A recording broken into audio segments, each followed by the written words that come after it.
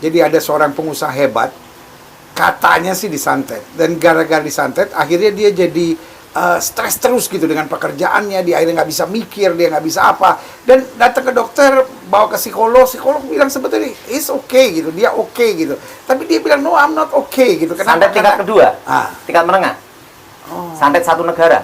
Karena yang dikirim adalah roh, namanya roh intimidasi, roh gila bunuh diri. Kebanyakan dia mendengar suara-suara di telinga. Saya itu mimpi-mimpi.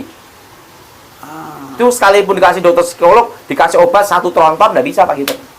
Harus ada cara pengalahkannya. Dan cara mengalahkannya adalah di dalam nama Yesus Kristus. Demi nama Yesus.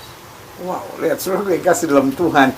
Jadi hari ini kita belajar bahwa dunia yang kata orang dunia modern, dunia yang kata orang dunia teknologi, tetapi yang begini-begini masih ada. Daud, kan ada banyak orang yang bilang, Daud Tony itu cuma ngomong aja, ini udah zaman modern, apa itu cuma stres aja, kali itu memang cuma gejala psikologi aja gitu. Nah, bagaimana menurut Pak Daud tentang santet ini? Apakah ini hanya cerita tahun 60-an, 70-an, atau masih di 2021, 20 ini seperti sekarang? Justru mendekati kedatangan Tuhan, Pak Gilbert. Iya. Itu justru setan tuh kerja ngembur. Kita kan nggak tahu kapan Tuhan datang. Jadi setan aja lembur, apalagi pendeta harus. Iya. Makanya saya sekalipun ini zaman corona, tetap pelayanan. Saya sampai ke Bali, sampai ke daerah-daerah tetap Pak Gilbert. Karena saya harus memberitakan Injil. Kalau saya ditanya sama orang, padahal nanti kalau mati gimana? Ya sudah, tinggal dikubur kan gitu aja.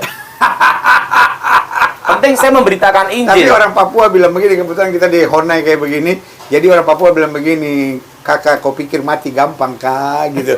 Jadi orang mati itu kalau rumahnya sudah jadi, tugasnya sudah selesai. Walaupun kena corona, kalau rumahnya belum jadi, sudah. Kan teman kita, Pastor Andi Simon, itu kan kena corona udah cukup parah kan. Saya dengar dia udah nyanyinya susah, ya kan. Tapi rumahnya belum jadi, tugasnya belum selesai. Tuhan sembuhkan dia. Meskipun banyak orang yang bilang, wah, cuman bisa nyembuhin orang, katanya kerjain mujizat, mana dirinya sendiri sakit. Tapi Tuhan buktikan, firman-Nya ya dan amin. Iya. Saya ini udah dikarantina 4 kali Pak Gilbert. Jadi cara ceritanya gini, ada orang datang, minta saya doa, saya doain, demi nama Yesus, gini-gini. Oke, selesai. Pak, saya ini kena corona, karantina saya Pak Gilbert. Dan saya udah ngalamin 4 kali Pak Gilbert. Jadi dia nggak bilang dulu dia kena corona. Iya. Dia minta doa dulu. Iya. Amin, baru bilang corona. Lah daripada yang di kampung saya ribut atau tetangga ribut, ya udahlah, gua masuk sendiri Pak Gilbert. Udah 4 kali saya Pak Gilbert. Saudara, kalau saudara minta bantu doa sama hamba Tuhan, bukan berarti kita kurang iman, tapi kita kan banyak tugas. Tolong bicara jujur, Pak, maaf saya corona. Jadi kita juga doain saudara dengan persiapan yang cukup. Bukan berarti kita nggak punya iman, tetapi kita juga punya hikmat. Selalu saya bilang kita punya iman, tapi kita juga punya otak. Otak dan iman harus bersama-sama, ya kan? Nah, jadi Pak Daud bisa katakan meskipun dunia modern, tapi tetap yang namanya santet itu masih ada. Masih ada. Bahkan sekarang ini santetnya lebih keren Pak Gilbert. Bisa pakai HP. Maksudnya? Karena kekuatan mantra, kekuatan mistik, itu kan gelombang frekuensi Pak Gilbert, santet itu, dari jarak jauh. Nah, sekarang kan kemanapun pergi kan orang WA, handphone. Iya. Nah, orang hipnotis kan pakai handphone Pak Gilbert, pakai WA. Santet pun bisa Pak Gilbert. Apa bedanya hipnotis sama santet? Hipnotis itu mengendalikan seseorang. Santet itu adalah untuk menciderai, menghancurkan hidup seseorang. Apakah hipnotis juga kuasa kegelapan terlibat di dalamnya? Pasti terlibat. Karena mengendalikan alam bawah sadar. Sebagian bilang hipnotis hanya pelajaran psikologi. Tidak semudah itu Pak Gilbert. Kalau hanya untuk psikologi, kan tidak bisa mempengaruhi saya sama Pak Gilbert, tiba-tiba terpengaruh seseorang dan tidak sadar. Yang menyebabkan tidak sadar, pasti ada faktor X Pak Gilbert. Selain hanya sugesti. Jadi tingkatan rendah hipnotis yang biasa, yang cuman sekedar pemikiran boleh. Tapi kalau yang udah sampai... Kalau menurut saya semua tidak boleh. Kan dosa itu pertama iseng-iseng dulu Pak Gilbert. Iya. Lama-lama habis lah, kebakar. Enggak, maksudnya jadi tingkatannya awalnya bisa kelihatan psikologi, tapi selanjutnya udah di... Ya, itu yang lebih parah. Tapi itu kan termasuk celah Pak Gilbert. Ya. Jadi anak-anak Tuhan jangan sampai main-main hipnotis. Iya. Wow. Lihat, saudara yang kasih dalam Tuhan, menarik hari ini kita sudah bicara tentang kutukan, bicara tentang hipnotis, bicara tentang santet. Nah, bagaimana kita menang atas semuanya ini? Karena ada banyak orang bilang, terus gimana dong supaya saya cegah diri saya? Misalnya, saya seperti yang terjadi misalnya, saya ada di posisi tertentu, orang nggak suka sama saya, jangan-jangan saya disantet. Bagaimana saya tahu bahwa saya pasti aman dari santet? Kelemahan ilmu santet itu ada Pak Gilbert. Ya. Orang yang suka tertawa hati gembira, tidak bisa kena. Wah, ini bener lagu sekolah minggu. Hati yang gembira adalah obat. Kedua, orang yang murah hati suka nolong tidak bisa. Orang pelit paling mudah disantet. Jangkon cudung anak. Ngoni yang skakar, tahu skakar? Terus yang bukan orang Manado bingung apa itu skakar, apa itu koncudu. Skakar sama koncudu sama-sama DP nama pelit, saudara, ya kan? Orang-orang yang pelit, dan pelit di sini bukan hanya pelit ke gereja, bukan hanya pelit ke orang banyak, tapi juga suami yang pelit kepada istri, istri yang pelit kepada suami, menantu yang pelit pada mertua. Hati-hati, lu gampang disantet. Jadi saudara yang kasih dalam Tuhan, ini asik, ini asik, ini asik. Yang pertama, jadi nggak sebingung yang kita bayangkan. Orang kalau banyak hatinya gembira, banyak hatinya bersyukur, banyak hatinya tertawa, ya kan? Jadi artinya gini, bukan suka mengeluh, bukan suka menyerang, bukan suka kecewa, bukan suka dendaman gitu. Nah, orang seperti ini itu dijauhkan Tuhan dari segala santet. Santet apapun, kata Pendeta Daud Tony, tidak bisa menembusnya. Dan yang kedua, orang yang murah hati, orang yang suka nolong. Kenapa? Karena dia dapat banyak doa dari orang, ya kan? Kan orang yang ditolong kan pasti, aduh Tuhan berkati dia ya, aduh Tuhan berkati ya. Jadi banyak terima ucapan berkat, itu menjadi benteng yang kuat baginya. Tetapi orang yang pelit itu kan dikutukin orang, gila nih laki gua pelit banget. Nah, saudara yang kasih dalam Tuhan, ini sensitif. Tapi saya mau ingatkan buat saudara, jangan pelit, saudara, ya kan? Jangan saudara bilang, wah, Gilbert lagi mau ngumpulin persembahan. No, bukan. Sekali lagi saya bilang, bukan hanya pelit ke gereja, bukan hanya pelit untuk pekerjaan Tuhan, tapi pelit dalam segala hal. Termasuk jangan pelit sama ngonipe laki, jangan pelit sama ngonipe bini, ya kan? Karena itu menjadi celah yang berbahaya. Selanjutnya, ini Pak Gilbert, perhatikan. Semua aliran dukun apapun, untuk penolak ilmu hitam, penolak bala, dukun aliran apapun pasti ngadakan bacaan selamatan dulu. Nah, untuk menangkal ilmu hitam. iya. Semua aliran dukun.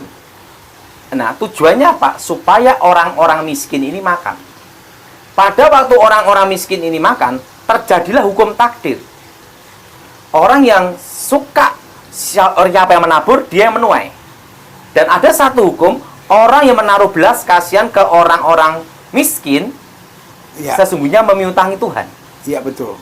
Nah, kita bilang barang siapa mengerjakan untuk aku, dia mengerjakannya bagi aku. Nah, iblis itu tahu rahasia ini. Makanya penolak bala, ilmu hitam, itu pasti langkah dukun nomor 1, bacaan selamatan dulu. Oh, jangan tunggu sampai kalian disantet dulu, baru bagi buat orang miskin.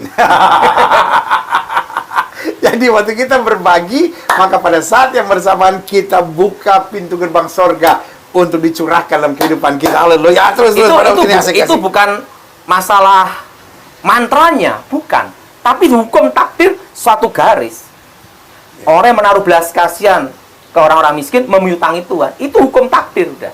Itu tidak bisa dirubah. Itu kalau dulu belum bertobat, namanya hukum takdir. Dan semua dukun yang ahli ilmu hitam, seperti saya sebelum bertobat, tahu hukum ini. Iya. Makanya langkahnya nomor 1 itu dulu, yaitu penolak ilmu hitam. Sebenarnya di Alkitab itu, Pak Gilbert, ada penolak ilmu hitam, perpuluhan, persembahan sulung, persembahan kasih. Perlu tahu Pak Gilbert, supaya Pak Gilbert juga ada wawasan juga Pak Gilbert. Orang kalau minta pesugihan, kesetan ini Pak Gilbert. Pertama, hasil pertama dalam tahun itu harus diberikan Pak Gilbert. ke orang-orang miskin dan tempat ibadah. Oh, iblis menyamar sebagai malaikat terang. Karena iblis kan tahu hukum Tuhan, Pak Gilbert. Makanya Saudara-saudara, minta maaf. Saya nggak lagi ngomong tentang perpuluhan ya, saudara. Ini Pak Daud ya. Jangan serang saya. Karena orang suka bilang, oh Gilbert ini orangnya hedon. Gilbert ini suka ngumpulin. Iya nggak, bukan gua. Bukan gue. Bukan saya, Pak Daud. Kalau sudah mau marah-marah aja sama Pak Daud, ya kan saya nggak bicara duit. Pak Daud ini sensitif. Kita nggak janjian. Dia tiba-tiba gue deg-degan. Selama saya di YouTube ini paling takut saya ngomong duit, saudara, karena kalau saya ngomong duit, wah semua, Gilbert, no. Padahal kalau kita bicara perpuluhan bukan supaya saudara kirim ke saya, saudara kirim ke gereja saudara masing-masing, saudara gereja Katolik kah, saudara gereja Protestan kah, saudara gereja KBP kah, saudara gereja Gemim kah, saudara gereja GKI kah, pokoknya gereja apapun, kembalikan perpuluhan ke tempat saudara. Kenapa? Ini jelaskan. Jadi gini. Saya ngerti, pasti akan diserang. Saya sangat tahu. Udah lama kata kita di YouTube begini. Saya tahu pasti diserang. Dan saya tahu sebentar lagi akan bikin konten-konten. Wah, Pak Daud sama Pak Gilbert gila sekali. Mereka sudah sesat. Mereka bilang bahwa perpuluhan melawan bala, melawan apa itu namanya, santet. Mana ayatnya? Kita so tahu ya begitu. Kita so tahu ya, kita so tahu. Tapi yang saya mau jelaskan, Pak Daud bicara ini dari konteks yang sangat jelas. Mari kita pakai akal sehat, ya kan? Karena saya percaya akal sehat juga Tuhan pakai untuk menuntun kita pada hal-hal yang baik. Jadi jelaskan begini, di dalam penyembahan berhala, tetap ada yang namanya buah sulung, tetap ada yang namanya 1/10-nya harus diberikan, sebagian besarnya, ada yang setengah, ada yang 1/5-nya, ada banyak penjelasannya. Tetapi yang mau dijelaskan adalah pertanyaannya, dari mana setan punya ide itu? Ingat, setan itu bodoh dan tidak punya ide. Semua ide setan itu hanya kopi dari Tuhan. Karena Alkitab bilang iblis menyamar sebagai malaikat terang. Itu penjelasan saya. Saudara tidak mau terima, saudara mau serang saya, silahkan. Saya mendoakan saudara, tapi yang pasti jangan sampai lu kena santet. Tapi kalaupun kena santet, cepat datang ke Pendeta Daud Tony. Ada tangan Tuhan yang bisa tolong. Padahal ini jadi namanya itu. Jadi iblis pun ada persembahan sulung. Persembahan pertama, kalau dia minta pesugihan, tidak lakukan itu, maka tahun berikutnya pasti jatuh miskin. Saya tahu ada beberapa, saya akan samarkan beberapa ya. Jadi gini Pak Daud, ada beberapa restoran yang saya tahu, dia setiap tahun, jadi dia harus hidup 11 bulan. Dia harus hidup 11 bulan. Nah, bulan terakhir yang dia punya, which is akan paling besar, kasihkan. Dia harus kasihkan. Betul. Dan kalau terlambat kasihkan, habis. Pasti kebakar. Ya, habis. Gitu. Dan saya tahu ada itu, dan itu selama 7 tahun mungkin 3 kali kebakar. Gitu. Dan waktu saya coba tanya, kenapa sih kok dia kebakaran terus, masa dia nggak atur? Iya Pak, ini karena begini. Lalu dia jelaskan, itu pasti karena terlambat. Tapi setelah itu terbakar, ya udah, mereka bangun lagi gitu semuanya. Oh, itu karena itu. Jadi kalau orang minta kekayaan sama setan, itu hasil pertama. Nah, setelah itu yang kedua ada lagi. Setiap bulan. Nah, makanya perpuluhan itu kecil, Pak Gilbert. Setiap bulan harus banyak menolong orang dan memberi tempat-tempat ibadah. Itu tahun pertama. Tahun keduanya setiap bulan. Oh, makanya kita bingung kok ada orang-orang yang percaya dukun, tapi murah hati iya. Karena syaratnya itu. Kalau dia tidak lakukan, jatuh miskin. Oh, sebagian bilang, oh ini ilmu putih. Nah, setannya sama aja, Pak Gilbert. Oh, cuma bajunya yang beda. Ada baju putih, baju hitam. Karena ada orang yang terbuainya dengan kebaikan, ada orang yang terbuainya justru karena ketakutannya. Makanya saya ini setelah bertobat, masuk Kristen ini bingung, Pak Gilbert. Perpuluhan aja diributin, padahal dukun aja kalau orang minta kekayaan setan tidak pernah ngeribut setiap bulan ngasih orang. Iya, kadang-kala setengahnya loh. Ada yang saya tahu setengahnya harus diberikan. Dan semakin dia nolong banyak orang, semakin dia kaya. Itu orang minta pesugihan gitu. Semakin dia banyak nolong orang, semakin dia kaya. Semakin dia tidak memberi orang, semakin miskin. Itu hukum Pak Gilbert. Semua dukun yang terlibat okultisme, perkataannya pasti sama dengan saya. Kecuali bukan dukun itu loh. Ya. Jadi makanya kalau Kecuali dukun gadungan, kan banyak dukun gadungan. nah, jadi tidak ada yang namanya itu kamu tidak boleh ngasih orang. Dunia pedukunan tidak boleh. Dalam dunia pedukunan harus ngasih orang, harus nolong orang. Bahkan membangun semua tempat ibadah. Bukannya satu agama, semua apa gitu. Yang kita gini ya, ngasih gereja satu aja ribut. Nah, ini semua ya, Pak. Ini jadi pertanyaan, apakah kita kalah sama setan? Padahal iblis pasti ambil ide itu dari Tuhan. Tidak ada ilmu baru, Pak Gilbert. nggak ada sesuatu yang baru di Nggak muka ada. bumi, kata Alkitab. Tidak ada. Ya. Nah, apa kuasa iman untuk mengalahkan santet ini dan kutukan ini? Pertama, kita hidup dalam Tuhan. Nah, tapi ingat, Alkitab berkata, iman tanpa perbuatan mati, Pak Gilbert. Ya, kita harus banyak memberi juga. Menolong, memberi juga. Dan hidup dalam Kristus Yesus. Keselamatan itu anugerah. Amin. Ya. Tetapi, Kalau kamu tidak milih ke kiri maupun milih ke kanan, hidup kamu akan diberkati. tapi ada perjuangan kan, Pak Gilbert? Ya. Hidup adalah perjuangan. Makanya, kalau makanya ada yang ributin perpuluhan, menurut saya itu hal yang bodoh.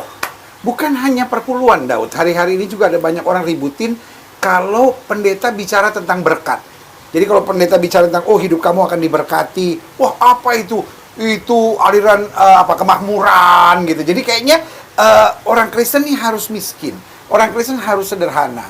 Nah, pertanyaannya, kalau kita semua miskin, sederhana, nggak punya apa-apa, Bagaimana nolong orang? bagaimana berbuat sesuatu buat orang? Gini Pak Gilbert, orang pergi ke surga, semua orang ingin ke surga. Iya. Surga itu apa? Berkat, kelimpahan. Kenapa Anda ke neraka? Kan kemiskinan. Iya. Nah, Kesusahan. Kesusahan, betul? Artinya apa? Kalau mau jujur, kita semua manusia pasti ingin berkat. Iya. Munafik lah. Muka Nabi pikiran kotor, Pak Gilbert. Orang minta kemiskinan, orang minta kesusahan. Munafik lah, Pak Gilbert. Ya. Semua orang pasti minta diberkati. Buktinya semua orang ingin ke surga. Tapi disuruh duluan, tidak mau. Iya betul. Iya betul. Lah, menurut Pak Gilbert gimana? Iya. Jadi, Ya. jangan diributkanlah masalah teologi kemakmuran, teologi penderitaan. Yang jelas satu, kita siap pikul salib, kita siap diberkati. Saya masih ingat ada satu kata-kata Pak Gilbert. Waktu itu sama Jenderal Edi Wibowo berkata, ngomong sama saya gini. Almarhum. Iya, almarhum Jenderal Edi Wibowo kan, saya dulu kan bagian pengamanan ya. Iya. Tugas saya kan jaga beliau. Beliau ngomong gini, kalau kita siap naik, kita harus siap turun. Kalau kita siap diberkati, kita juga siap untuk pikul salib. Sebenarnya itu aja Pak Gilbert. Amin. Kalau Ya kan? Pak Edi ngomong kalau siap naik, harus siap turun. Iya. Nah, setelah saya pelayanan, kalau kita siap diberkati, harus siap juga pikul salib. Karena intinya kan kita hamba, Daud. Iya, Karena kita hamba kan tergantung Tuhan kita. iya. Iya kan? Kita Iya. nggak boleh minta-minta, oh saya mau minta kaya, minta ini. Enggak, kita taat aja. Dan kalau kita taat, Pasti diberkati. tiba-tiba istilahnya dapat jabatan yang lebih tinggi, dapat kepercayaan yang lebih baik, ya kita kan cuma bisa bilang siap. Iya. Kan Alkitab bilang, hendaklah kamu menjadi prajurit yang baik dari Kristus Yesus. Jadi, kalau pengalaman saya Pak Gilbert ya, dalam pelayanan Pak Gilbert ya, justru kalau orang banyak teriak-teriak, itu tidak pernah ke lapangan Pak Gilbert. Iya. Tidak pernah sampai ke pedalaman, mengalami perang suku, apa-apa. Maka dia teriak-teriak. Jadi ini, rekaman ini kan berlangsung lagi Piala Eropa, Daud. Piala sepak bola Eropa 2000 jadi Europe 2020 tapi bertandingnya 2021. Nah, yang teriak-teriak itu biasanya yang penonton, Iya. ya kan? Yang pemain nggak ada yang teriak. Yang pemain busy with the ball. Dia sibuk sama bolanya, Iya. ya kan? Dia sibuk untuk buat gol, dia sibuk untuk mempertahankan gawangnya, dia sibuk untuk membuat permainan lebih bagus. Nah, yang bagian berteriak, yang bagian ribut, yang bagian lempar-lemparan botol, seringkali penonton. Nah, Iya. Sementara dalam pekerjaan Tuhan tidak boleh ada penonton. Dan Pak Gilbert tahu, di lapangan akan terjawab. kita mau jadi kucing atau jadi macan. Iya betul. Ada satu lagi yang suka teriak, Daun. Komentatornya. Jadi saudara kasih dalam Tuhan, hari ini kita dapat pelajaran yang baik bahwa Pendeta Daud Tony bukan seorang yang terus mendalami setan, tapi beliau mendalami kuasa Tuhan. Karena justru mendalami kuasa Tuhan, akhirnya mengerti segala tipu muslihat iblis. Karena itu yang beliau pernah ada di dalamnya. Nah, jadi yang beliau kabarkan bukan tentang setan. Jangan salah mengerti, jangan salah bilang, Daud Tony cuma khotbahin setan aja. Beliau khotbahkan tentang Yesus, saudara, ya kan? Tetapi dalam kapasitas mengalahkan setan-setan dengan segala strateginya yang hari ini dibahas tentang santet, tentang kutukan, dan juga tentang hipnotis, saudara. Dan kepastiannya adalah cara kerja iblisnya berbeda-beda. Ada yang cara kerja dasar, ada yang cara kerja menengah, ada yang cara kerja advance, ya kan? Tetapi semuanya dapat dikalahkan di dalam nama Yesus. Dan kunci kemenangannya jelas bahwa kita harus hati-hati. Tetapi yang pertama, penuhi hati kita dengan hal-hal yang positif, penuhi hidup kita dengan sukacita, dengan syukur, dengan tertawa, karena hati yang gembira adalah obat. Lalu yang kedua, jangan jadi orang yang pelit, saudara, tetapi jadi orang yang berbagi, saudara. Jangan jadi orang yang simpan kedendaman, tetapi jadi orang yang mendekat kepada Tuhan dan mau mengampuni. Dan fungsi iman tadi juga sangat jelas buat kita, bahwa kita harus hidup dalam iman. Dan iman itu berarti satu, meninggalkan dosa, dan yang kedua adalah melakukan firman Tuhan. Karena justru dengan mempraktekkan firman Tuhan dalam banyak hal, dalam berbuat baik, karena kita diselamatkan bukan karena perbuatan baik, kita diselamatkan karena anugerah, tetapi karena kita menerima anugerah, otomatis kita berbuat baik, dan juga bukan hanya dengan berbuat baik, tapi kita menolong banyak orang, memperhatikan orang yang miskin. Dan jangan selalu hidup dengan, hidup ini kan penderitaan, itu namanya kita banyak mengeluh. Tetapi hidup ini harus siap sedia, harus hadapi penderitaan, nikmatilah, bersyukurlah, percayalah kepada Tuhan dan tetap melayani. Dan diberkati oleh Tuhan dengan berkelimpahan. Tetap jangan sombong, tetap jangan jadi orang yang suka menghakimi orang, tetap nikmati kasih karunia Tuhan. Haleluya. Nah, Pak Daud, pernah ngalamin orang untuk melepaskan dari santet? Sering, Pak Gilbert.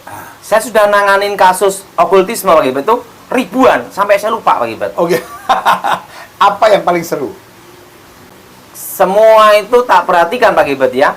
Pada waktu kita percaya demi nama Yesus, maka semua kasus itu bisa diberesin. Dan yang menarik, Pak Daud, bukan hanya menolong orang Kristen. Iya. Karena saya jumpai ada banyak orang yang sebetulnya bukan orang Kristen, tapi dilepaskan. Karena saya punya satu konsep, Pak Gilbert. Kita ngusir setan, kan tidak ada setan Kristen, Pak Gilbert. Iya, betul. Jadi kalau ada orang yang minta tolong saya kena santet, saya kan ngusir setannya demi nama Yesus. Dan setan kan tidak ada yang dibaptis masuk Kristen, Pak Gilbert. Iya. Jadi saya layanin aja. Sejauh orangnya mau menerima bahwa Pak Daud mengusirnya dalam nama Yesus. Iya, udah selesai. Setannya diusir, orangnya diselamatkan. Iya, dan untuk kasus ini, Pak Gilbert, sering banyak.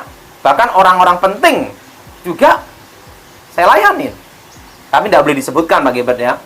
Itu banyak. Kalau masalah santet, mereka panggil Daud Tony. Sampai sekarang, Pak Gilbert. Wow.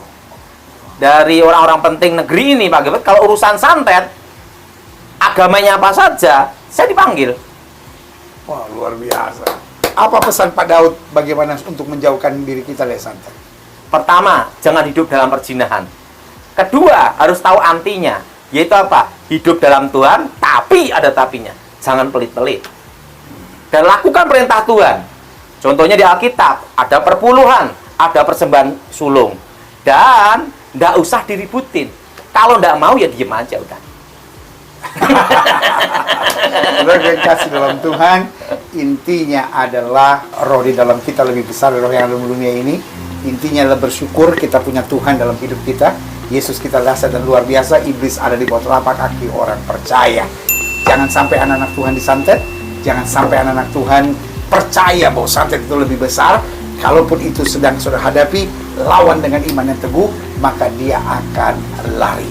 Saudara yang kasih dalam Tuhan, saya bangga hari ini dapat bersama dengan rekan saya, Bapak Pendeta Daud Tony, untuk berbincang-bincang tentang satu topik ini, bahwa Indonesia banyak berhubungan dengan kuasa-kuasa kegelapan dan santet. Dan selanjutnya mungkin saya akan berbicara sama Pendeta Daud Tony tentang bagaimana satu negara di bawah kuasa kegelapan, di bawah kutuk, sampai ada hutang darah dan lain-lain. Itu akan menarik pembahasan untuk program selanjutnya. Untuk hari ini, saya Gilbert Lumoindo bersama dengan Pendeta Daud Tony mengingatkan saudara, kamu hebat.